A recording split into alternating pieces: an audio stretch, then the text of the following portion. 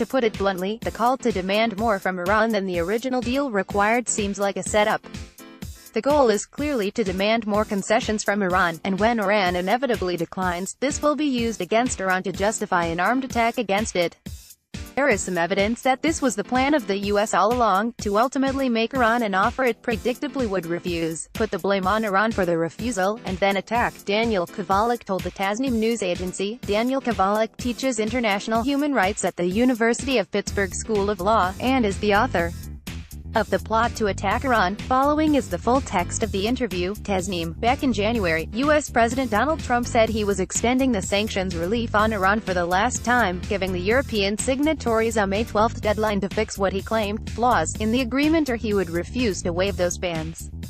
Do you think Trump would quit the deal? Kovalik. I certainly fear, as others do, that a U.S. withdrawal from the deal could be a prelude to war with Iran.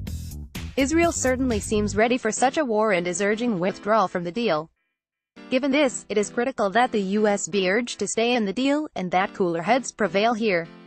Tasnim. What consequences a potential U.S. withdrawal from the JCPOA and reimposition of sanctions might have? How should Iran respond to this?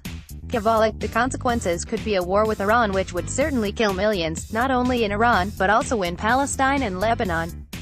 Such a war could also draw in other countries like Russia and may result in some use of nuclear weapons, particularly by Israel, ironically, the only nuclear regime in the Middle East. In short, we are looking at a possible WWII if this comes to pass. Iran does not have many options here.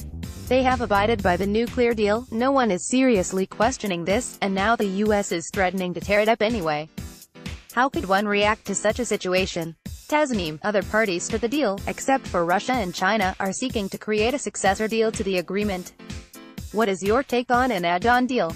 Kovalik. To put it bluntly, the call to demand more from Iran than the original deal required seems like a setup. The goal is clearly to demand more concessions from Iran, and when Iran inevitably declines, this will be used against Iran to justify an armed attack against it.